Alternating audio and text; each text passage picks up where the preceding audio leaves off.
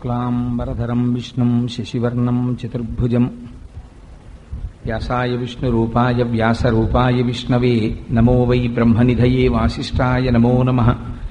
కూజంతం రామ రామీతి మధురం మధురాక్షరం ఆరుహ్య కవితాశాఖాం వందే వాల్మీకికోకిలం.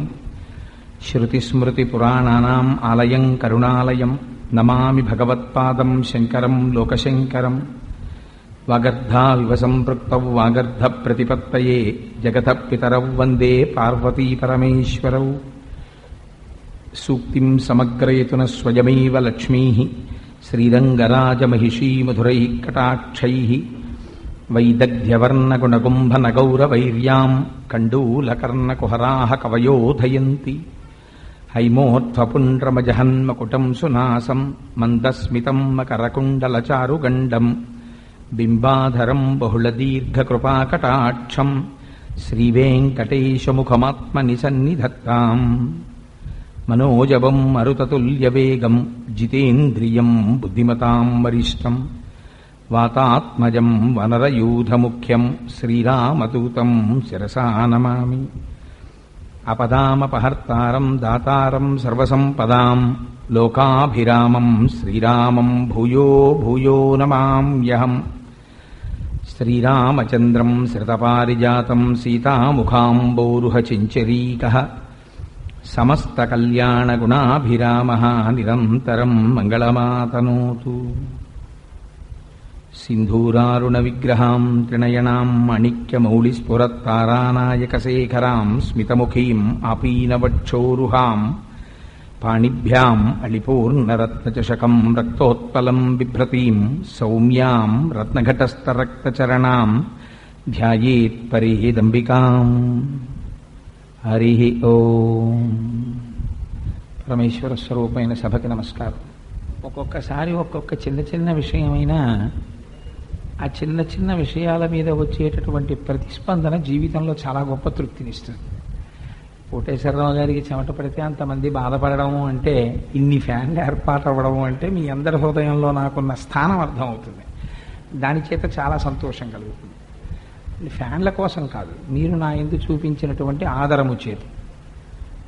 రెండవ విషయం, మా మృత్యుంజయరావు గారి కుటుంబానికి వారికి ఏమిటి నాకు కూడా శ్రీమాన్ శ్రీభాష్యం అప్పలాచార్య స్వామి వారంటే చాలా విశేషమైనటువంటి భక్తి, చాలా గౌరవం. నేను కూడా అప్పలాచార్య స్వామి వారికి బహుశా నమస్కరించినటువంటి రోజు, అప్పలాచార్య స్వామి వారిని స్మరించకుండా గడిచినటువంటి రోజు బహుశా ఉండవు అనుకుంటున్నాను. ఎందుకంటే ఎప్పుడో అప్పుడు వారిని స్మరిస్తూ ఉంటాను.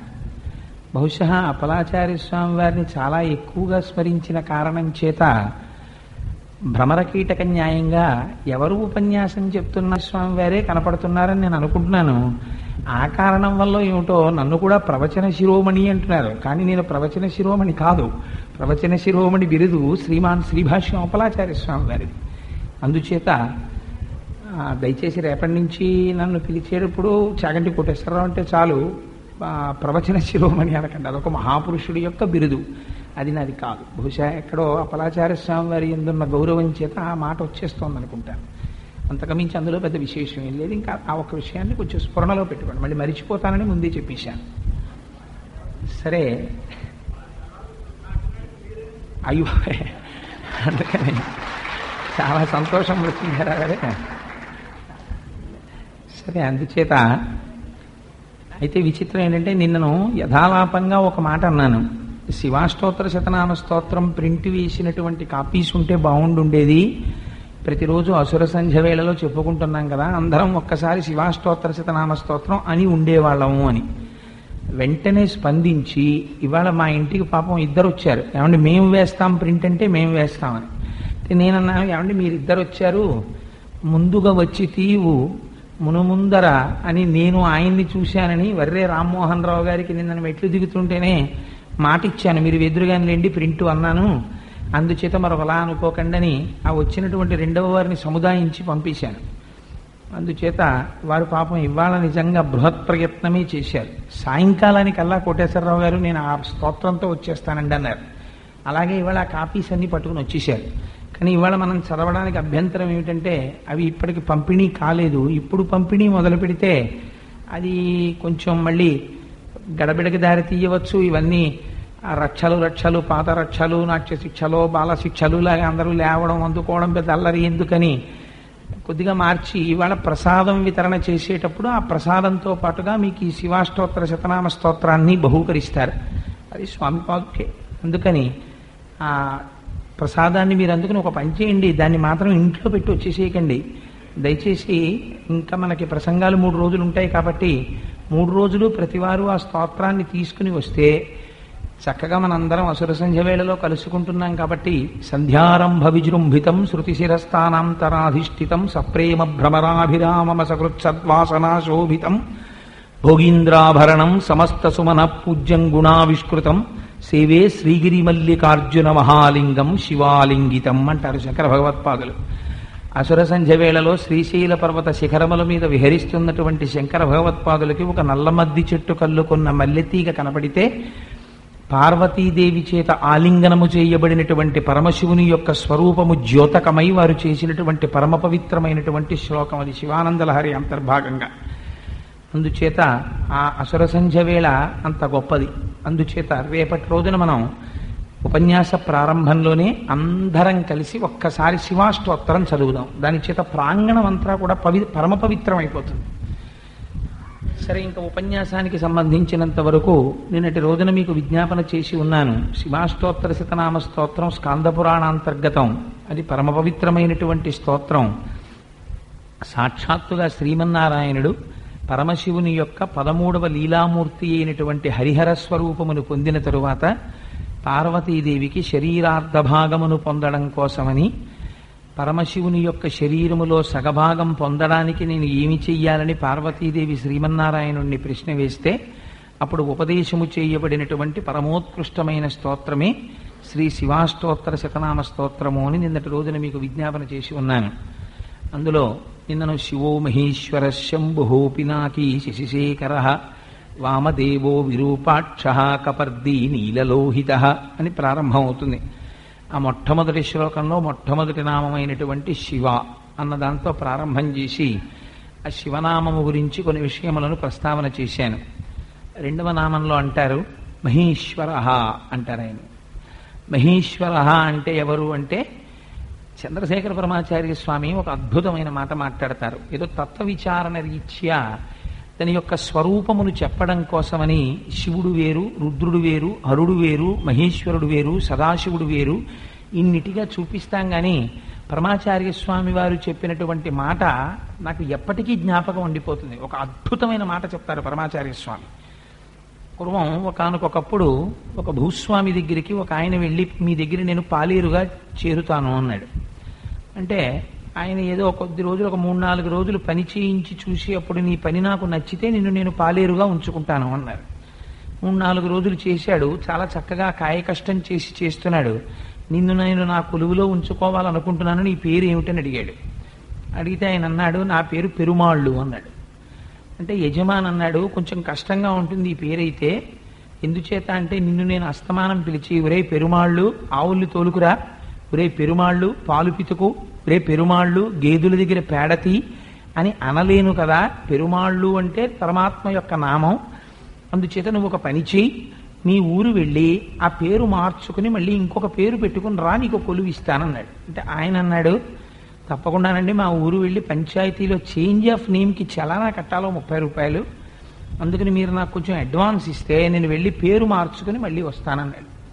ఓ 100 రూపాయలు అడ్వాన్స్ ఇచ్చి పంపించారు. ఒక వారం పోయిన తర్వాత ఆ వ్యక్తి వచ్చాడు. వస్తే యజమాని అడిగాడు మార్చుకున్నావా పేరు అన్నాడు. మార్చుకున్నానండి అన్నాడు. ఏం పేరు పెట్టుకున్నావు అని అడిగారు. పెద్ద పెరుమాళ్ళని పెట్టుకున్నానండి అన్నాడు. పెద్ద పెరుమాళ్ళు పెరుమాళ్ళకి ఇద్దరికీ తేడా ఎలా ఉండదో చంద్రశేఖర పరమాచార్య స్వామి అంటారు. ఒక తత్వాన్ని అర్థం చేసుకోవడం కోసమని ఆ నామాల వెనకాతల ఉండేటటువంటి భావాన్ని వెతుక్కుని ఒక స్థాయిని ఏర్పాటు చేయడం తప్ప యథార్థమునకు నువ్వు జ్ఞానము చేత అంతా ఒకటే అనేటటువంటి భావనలోకి పర్యవసించాలి. ఆ ఒకటిలోకి నువ్వు చేరిపోనంత కాలము ఆ భేదభావం ఎటువైపు నుంచి నువ్వు చూస్తూ వచ్చినా అది అప్రయోజనమే. చంద్రశేఖర పరమాచార్యుల స్వామి వారు ఒక స్థాయిలో ఎంత స్థితిలో మాట్లాడారంటే అసలు శివుడికి శక్తికి నేను భేదాన్ని కూడా చెప్పనన్నారు. శివశక్తి స్వరూపం ఒకటే, రెండు లేవు. అందుకని నేను ఇప్పుడు శక్తి అన్నా శివుడే, నేను ఇప్పుడు శివుడన్నా శక్తి, నేను రెండుగా మాట్లాడనన్నారు. అంతగా ఆ ఒకటి యందు బుద్ధి లయం అవ్వాలి. లయం అయితే తప్ప అసలు తారతమ్యం చూడడం అనేటటువంటి భావన తప్పు. కానీ ఒక అర్థం చేసుకోవడం కోసమని చెప్పి అదే స్వామికి సంబంధించినటువంటి వివిధ నామముల యొక్క స్థాయిని మనం తెలుసుకోవడం, అంతకమించి నిజానికి యథార్థములకు తేడా ఏమి ఉండదు. అందులో మీకు నేను ఒక విషయాన్ని మనవి చేస్తాను. నిన్నటి రోజున శివ అంటే అందులో ఎన్ని రకాలైనటువంటి అర్థాలు ఉన్నాయో విజ్ఞాపన చేసి ఉన్నాను. మహేశ్వర అంటారు ఇవాళ. ఎవరా మహేశ్వరుడు అంటే త్వమీశ్వరాణం పరమం మహేశ్వరం తం దేవతానాం పరమంచ దైవతం అన్నారు. అమ్మవారికి కూడా ఇలాంటి నామం ఒకటి ఉంది లలితా సహస్రనామ స్తోత్రంలో. ఆ తల్లికి కూడా మహాదేవి, మహాపూజ్య, మహాపాతకనాశిని, అక్కడ మహాపూజ్య అని అందరి చేత పూజింపబడేటటువంటి స్వరూపము కలిగినటువంటి తల్లి. అలాగే ఇక్కడ శివో మహేశ్వర అంటే ఆయన ఈశ్వరులకు ఈశ్వరుడై దేవతలందరి చేత పూజింపబడవలసినటువంటి వాడై దేవతా సార్వభౌముడై ఆ స్వామి ఇది అది అని లేక సమస్తమైనటువంటి కార్యములను నిర్వహించగలిగినటువంటి వాడెవడున్నాడో, ఎవడు స్వతంత్రుడో, ఎవడికి ఏ విధమైనటువంటి కట్టుబాట్లు లేవో, ఎవడు హేళగా సమస్తమును సృష్టి చేశాడో, ఎవడు నిర్వహిస్తున్నాడో, ఎవడు తనలోకి తీసుకుంటున్నాడో, ఇన్ని శక్తి సామర్థ్యములు ఉండి కూడా అపారమైనటువంటి కరుణాంతరంగుడో అటువంటి వాణ్ణి మహేశ్వరుడు అని పిలిచారు అన్నారు. అందుచేత ఆయన ఏం చేస్తాడు అంటే ఆయన సృష్టి చేస్తాడు, స్థితి చేస్తాడు, లయం చేస్తాడు. ఆయన దగ్గర ఉండేటటువంటి బ్రహ్మ, విష్ణు, రుద్రుడు అనబడేటటువంటి స్వరూపములే ఒకటి సృష్టి చేస్తుంది, ఒకటి స్థితి చేస్తుంది, ఒకటి లయం చేస్తుంది. కాబట్టి మూడు మళ్ళీ ఎందులోకి వెళ్ళిపోతాయి అంటే మహేశ్వర శబ్దంలోకే వెళ్ళిపోతాయి. అందుకే మూడు రూపములకు, మూడు కాలములకు, మూడు మూర్తులకును మూలమగొచ్చు, భేదమగుచు తుదికి అభేదమయ్యొప్పారు బ్రహ్మమనగ నీవే పాలనయన అంటారు పోతన గారు. పైకి చూడ్డానికి మూడుగా కనపడుతుంటుంది, భూత భవిష్యత్ వర్తమాన కాలములుగా కనపడుతుంది, సృష్టి స్థితి లయ చేసినట్టు కనపడుతుంది. ఇన్ని రకాలుగా అలాగే బ్రహ్మ, విష్ణు, రుద్రుడు కింద కనపడుతుంది. కానీ తత్వమును జాగ్రత్తగా పరిశీలన చేస్తే చిట్ట చివరికి వెళ్ళేసరికి అన్నీ కలిపి ఒక దాంట్లోకే వెళ్ళిపోతాయి. అలా ఒక దాంట్లోకి వెళ్ళిపోవడంగా చూడకపోతే ప్రమాదం. అందుకే తమిళనాడులో ఒక సామెత చెప్తుంటారు. తమిళనాడులో చిన్న చిన్న పిల్లలు గుళ్ళల్లో ఆడుకుంటున్నప్పుడు వాళ్ళు సాధారణంగా ఓ పాట పాడుతూ ఉంటారు. ఎంత చిత్రంగా ఉంటుందంటే ఆ పాట హరియున్ శివయున్ ఒండ్రు అని, హరి వాయనే ఎల్లాం మొండ్రు అని, హరి శివుడు వాళ్ళిద్దరూ ఒకటే. ఎవరికైతే హరి శివుడు అనబడేటటువంటి రెండుగా కనపడుతున్న వారు ఒకటిగా తెలుసుకోలేకపోతున్నారో వారి నోట్లో మన్ను అని వాళ్ళు పాట పాడుతుంటారు. ఎందుకని అంటే పదార్థం రెండుగా కనపడుతోంది, కానీ ఉన్నది మాత్రం ఒక పదార్థమే. ఒక పదార్థమే ఇన్ని విషయములను చక్కబెడుతోంది. అందుచేత ఆ మహేశ్వర శబ్దం చేత దేవతలకందరికీ కూడా అధిష్టానమైనటువంటి వాడెవరున్నాడో, అందరిలోనూ తాను అనుప్రవేశము చేసి పని చేయించగలిగినటువంటి సమర్థత కలిగిన వాడెవరున్నాడో, అందరి చేత నమస్కారములు పొందుతున్నవాడెవరయ్యున్నాడో అటువంటి వాడు మహేశ్వరుడు. పరమాచార్య స్వామి ఒక చోట అంటారు, రాజరాజేశ్వరి శబ్దమనుంది. అమ్మవారు ఎంప్రెస్గా అంటే ఏదో ఒక క్వీన్ విక్టోరియా, క్వీన్ ఎలిజబెత్ లా పరిపాలనాంశలో అమ్మవారు ఉంటే అప్పుడు ఆవిడ పంచకృత్యపరాయణ, ఆవిడ 5 పనులు చేస్తుంది. ఆవిడ సృష్టి, స్థితి, లయ, తిరోధానము, అనుగ్రహము అనబడేటటువంటి 5 కృత్యములను ఆవిడే చేస్తుంది. అప్పుడు దేవతలందరూ ఆవిడ కింద ఉంటారు, ఉండి సమస్తమైన పనులు ఆవిడ నిర్వహింపజేస్తుంటుంది. అదే తీసుకొచ్చి మీరు శైవ సిద్ధాంతంలోకి ప్రవేశపెడితే నటరాజస్వామికి మహేశ్వర తత్వానికి తేడా ఉండదు, ఇద్దరు ఒకటే. ఎందుచేత నటరాజస్వామి 5 పనులు చేస్తుంటారు. It's a question of symbolism. మీకు భారతదేశము యొక్క సార్వభౌమాధికారం అంతా ఎక్కడ ఉన్నది అంటే ఏదో ఓ 2 అడుగుల గుడ్డపీలికి తీసుకుని దాని మీద 3 రంగులు గీసి మధ్యలో అశోక ధర్మచక్రాన్ని పెట్టి ఒక పతాకాన్ని ఎగరేస్తే ఎవరైనా ఆ పతాకాన్ని తీసుకుని ముఖం తుడుచుకుని దాన్ని కింద వేసి పొరపాటున పాదంతో తొక్కారనుకోండి, వాణ్ణి కారాగారంలో పెడతారు. ఎందుచేత? భారతదేశపు సార్వభౌమాధికారమునకంతటికీ కూడా మన పతాకము గుర్తు. ఒక బ్రాహ్మణుని యొక్క బ్రాహ్మణ్యమునకు ఏది గుర్తు? అతని యొక్క యజ్ఞోపవీతము గుర్తు. ఒక్కొక్క దానికి ఒక్కొక్కటి సూచనగా ఉంటుంది. ఒకరి యజ్ఞోపవీతం బాగా మాసిపోయిందనుకోండి, జీర్ణం అయిపోయిందనుకోండి, ఏమిట్రా జీర్ణ యజ్ఞోపవీతం మార్చవా అని అడుగుతారు. ఎందుకని? అది బ్రాహ్మణ్యమునకు గుర్తు. శ్రద్ధగా ఉండాలి ఆ విషయంలో. ఒక పతాకం ఉన్నది, అది చిరిగిపోయి ఉండకూడదు. ఆ పతాకమును జాగ్రత్తగా ఎగరవేయాలి. నీకంటి చేత దర్శనము చేయబడనటువంటి పరమేశ్వరుని విభూతి అయినటువంటి బ్రాహ్మణ్యము, ఒక దేశము యొక్క సార్వభౌమాధికారము నీవు ఒక పతాకములో ఒక యజ్ఞోపవీతములో చూసినట్లే ఈ సమస్తమైనటువంటి బ్రహ్మాండములను నిర్వహించగలిగినటువంటి ఒకరు ప్రశ్న వేయడానికి వీలు లేనటువంటి అపారమైనటువంటి శక్తి ఒకరి యందు కేంద్రీకృతమైందని నువ్వు చెప్పినప్పుడు దాన్ని స్త్రీ స్వరూపంగా చూస్తే లలితాపరాభట్టారిక కాదు, కాదు పుంస్వరూపములో చూస్తే ఆయనే పరమశివుడు. అప్పుడు ఆయన ఏం చేస్తాడు? పంచకృత్య తాండవ పరమశివ. అప్పుడు ఆయన ఒక చేతిలో ఢమరుక పెట్టుకుని మోగిస్తూ ఉంటాడు. ఢమరుక శబ్దం వస్తుంది. శబ్దము ఆకాశములోంచి వస్తుంది. ఆకాశంలోంచే మొట్టమొదట సృష్టి ఎక్కడ ప్రారంభమైందంటే ఆకాశం నుంచి ప్రారంభమైంది. ఆకాశాద్వాయు వాయోరగ్ని అని. అందుచేత సృష్టికి మొట్టమొదట సూచన ఏది? పరమశివుడి చేతిలో పట్టుకున్నటువంటి ఢమరుక. ఆయన ఒక చేతిలో అభయహస్తం పడతాడు నటరాజస్వామిగా. అలా నటరాజస్వామిగా అభయహస్తం పట్టినటువంటి స్వరూపం ఏదైతే ఉందో అది మీకు స్థితికారుడై ఉన్నాడు. ఉన్నది ఉన్నట్టుగా రక్షించగలిగిన వాడెవరో వాడికి స్థితికారుడని పేరు. అందుచేత అభయహస్తం పట్టి రక్షిస్తున్నాడు కనుక ఆయన స్థితికారుడు. వేరొక చేతిలో అగ్నిహోత్రం పట్టుకుంటాడు. అగ్నిహోత్రం ఏం చేస్తుంది? అన్నిటి యొక్క నామరూపాత్మకమైనటువంటి స్వరూపాల్ని తీసేయగలదు. అందుకని లయకారకత్వాన్ని అగ్నిహోత్రం సూచిస్తుంది. తిరోధానం అనేది సూచిస్తుంది. ఆయన కాలి కింద అపస్మారుడనేటటువంటి రాక్షసుణ్ణి తొక్కిపట్టి ఉంచుతాడు. ఆ తొక్కిపట్టి ఉంచినటువంటి స్వరూపమునకు తిరోధానము. అనుగ్రహమేది అంటే ఆ పైకి లేచినటువంటి కాలిని ఇలా ఒక చేత్తో చూపిస్తూ ఉంటారు. అలా పైకి లేచినటువంటి కాలుని చూపించడమే పునరావృత్తి రహితమైనటువంటి శాశ్వత శివ సాయుధ్య స్థితిని సూచించుట. జ్ఞానము చేత మోక్షమును పొందేటటువంటి స్థితిని సూచిస్తోంది. ఇప్పుడు పంచకృత్యములు ఎటువైపుకి వెళ్ళిపోయాయి? నటరాజస్వామి వైపుకి వెళ్ళిపోయాయి. అందుకే ఎవరి యందు జ్ఞానము పండిపోయిందో అటువంటి వారికి నామరూపములతో గొడవ ఉండదు. అసలు వాళ్ళు ఏం చేస్తారంటే మీరు దేన్ని తీసుకెళ్లి చూపించండి, అద్భుతంగా తీసుకెళ్లి దాంట్లోకి పెట్టేస్తారు. నాకు ఒక్కొక్కసారి అనిపిస్తుంది, చంద్రశేఖర పరమాచార్య స్వామి ఒకసారి శ్రీశైలంలో మాట్లాడుతూ వారు ఒక అద్భుతమైన మాట అన్నారు. చాలా మంది అపర్ణ అంటే ఆకులు తినకుండా పరమశివుడి గురించి తపస్సు చేసినది అపర్ణ అంటారు. కానీ నేను అలా అనుకోవట్లేదు అన్నారు. ఆయన అన్నారు, పరమశివుడు ఒక ఎండిపోయినటువంటి చెట్టుగా మనకి కనపడితే నిర్గుణమై అది ఏ విధమైనటువంటి ఆకులు పళ్ళు లేకుండా ఉంటే ఆకులు లేని చెట్టుగా ఉండడం అపర్ణాతత్వం. ఆ చెట్టు శివతత్వం.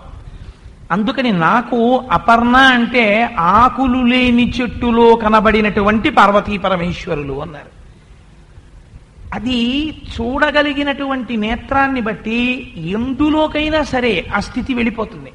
మీరు ఒక భాగవతం తీసుకున్నారనుకోండి, కృష్ణ పరమాత్మ యొక్క వర్ణన చేసేటప్పుడు సృష్టి స్థితి లయ అన్నీ చేయగలిగినటువంటి వాడిగా కృష్ణ పరబ్రహ్మాన్ని చెప్తారు. మీరు ఒక రామావతారాన్ని తీసుకున్నారనుకోండి, పరబ్రహ్మంగా చెప్పవలసి వస్తే నివాస వృక్ష సాధూనాం అపన్నానాం పరాగతి ఆర్తానాం సంసర్గశ్చైవ యశశ్చైకభాజనం అంటారు. హనుమంటారు, ఈ సమస్త బ్రహ్మాండములను ఎవడు పుట్టించగలడో, ఎవడు నిర్వహించగలడో, ఎవడు హేళగా లయం చెయ్యగలడో వాడే రాముడు అంటాడు. ఇప్పుడు ఏమైంది? రాముడు పరబ్రహ్మం. భాగవతంలో ఏమైంది? కృష్ణుడు పరబ్రహ్మం. శైవంలో ఏమైంది? శివుడు పరబ్రహ్మం. శాక్తేయంలో ఏమైంది? లలిత పరబ్రహ్మం. మరి ఎందుకండి ఇంతమంది పరబ్రహ్మాలుగా చెప్పడం? దాని వెనకాతల ఉన్న రహస్యం వేరు. నువ్వు మనస్సు అనేటటువంటి దానికి ఒక బలహీనత ఉంటుంది. ఆ బలహీనత ఏమిటంటే ఒక స్వరూపాన్ని చూస్తే తొందరగా పట్టుకుంటుంది, ఒక స్వరూపాన్ని చూస్తే తొందరగా పట్టుకోలేదు. మనస్సుకి సహజంగా రాగద్వేషాలు ఉంటాయి. ఒకడికి తండ్రి అంటే ఎక్కువ ప్రేమ, తల్లి అంటే తక్కువ ప్రేమ. తక్కువ ప్రేమ అంటే తిరస్కరిస్తాడని కాదు నా ఉద్దేశం. ఇద్దరినీ ఒక చోట పెడితే తండ్రి గారికి ఇచ్చినంత గౌరవం తల్లి గారికి ఇవ్వలేడు. ఒక్కొక్కడికి అది సంతోషం, తండ్రి గారిని ఎక్కువ గౌరవిస్తాడు, 10 మాటలు నాన్నగారిని తలుచుకుంటాడు. ఒక్కొక్కడు మహాప్రాజ్ఞుడు తండ్రి అయినా ఏమీ తెలియకపోయినా అమ్మనే 10 మాటలు తలుచుకుంటాడు. మా అమ్మే అమ్మ అంటాడు. శ్రీనారాయణ రెడ్డి గారు ఒక మాట అంటుండేవారట, మా ఊళ్ళో పున్నమి చంద్రుడే పున్నమి చంద్రుడే అనేవారట. మా ఊళ్ళో పున్నమి చంద్రుడు పున్నమి చంద్రుడే, ఏ ఊళ్ళో పున్నమి చంద్రుడు పున్నమి చంద్రుడు కాడు. అంటే అదొక సంతోషం. అంటే తన ఊరిలో ఆ పున్నమి చంద్రుడు కనపడితే కలిగేటటువంటి ఆనందం ఆయనకి లోపల మనస్సులో ఆ ఊరు, ఆ ఊరితో పెనవేసుకున్నటువంటి అనుభూతులు సహజంగా కవి కాబట్టి బహుశా ఏ ఏటి ఒడ్డునో కూర్చొని పున్నమి చంద్రుడు వంక చూసినప్పుడు చిన్నతనంలో కలిగినటువంటి భావస్ఫోరకత్వాన్ని దృష్టిలో పెట్టుకుని మా ఊరి పున్నమి చంద్రుడే పున్నమి చంద్రుడు అంటారు. అంటే ఏమైంది? మీ మనస్సు ఒక వస్తువు యందు లగ్నమవుతుంది. ఎప్పుడు? అది మనస్సుకి అలవాటు కనుక. అందుకే మన మతాన్ని సార్వభౌమిక మతం అని పిలిచారన్నారు. అంటే అది సార్వభౌమత్వం అన్న శబ్దంలో కాదు, అన్ని భూమికలలో ఉన్న వారిని ఉద్ధరించాలి తప్ప ఒక స్థాయికి చేరినటువంటి వాళ్ళని మాత్రమే ఉద్ధరిస్తామండి. ఇది మాత్రమే భగవానుడు, అన్యము భగవానుడు కాడు అన్నారు అనుకోండి. మీ మనస్సుకి సాధారణంగా ఒక బలహీనత ఉంది. ఒక స్వరూపాన్ని మీరు భగవంతుడిగా అంగీకరించలేరు, ఆ స్వరూపాన్ని. కాబట్టి మీ మనస్సుని నలగకొట్టి బలవంతంగా ఇదే దేవుడని ఒప్పుకో, ఇదే దేవుడని ఒప్పుకో, ఇదే దేవుడని ఒప్పుకో అని మీరు దాన్ని ఒప్పించేటప్పటికి జీవితం తెల్లవారిపోతుంది. మన వాళ్ళకి బాధ లేదు, నీ ఇష్టం ఏదైనా భగవంతుడే. ఓ పావుని భగవంతుడు అనుకుంటావా? ఇబ్బంది ఏం లేదు, పావు భగవంతుడే సుబ్రహ్మణ్యుడు. కాదు కుక్క భగవంతుడు అనుకుంటావా? భగవంతుడే భైరవుడు. కాదు నాకు ఒక గ్రద్ద భగవంతుడు గరుడు. గరుత్మంతుణ్ణి ఉపాసన చేసి వేదాంత దేశికులు ఎంత స్థాయికి వెళ్ళిపోయారండి. అందుకని గరుడ మంత్రాలు ఉపాసన చేసి బ్రహ్మమును చేరుకున్నటువంటి వాళ్ళు ఉన్నారు. ఒక్కొక్కరు ఒక్కొక్క రకమైనటువంటి స్వరూపాన్ని పట్టుకున్నారు. ఎంతసేపు పట్టుకుంటారు ఈ స్వరూపాన్ని? ఇది అర్థం కాకుండా నామరూపములను పట్టుకుని భగవంతుని యందు కూడా ఏదో కల్పించి అదే చూద్దాం అనుకుంటే అవధులు లేని అజ్ఞానమే. ఒక స్థాయిలో మీరు తెలుసుకోవడానికంటే ఏ నామం పట్టుకున్నా ఆ నామంలో భగవతత్వాన్ని మీరు దర్శనం చెయ్యాలంటే, లేని నాడు అర్థం లేదు అసలు ఆ శబ్దాలకి. ఒకడు కర్ర పట్టుకుని పరిగెడుతుంటాడు. రామకృష్ణ పరమహంస అంటారు, అద్భుతమైన ఉపమానం ఇస్తారు. గోడ దూకి అవతల వైపుకి పడిపోవాలి, అందరికీ హై జంప్ పోటీ పెట్టారు. High jump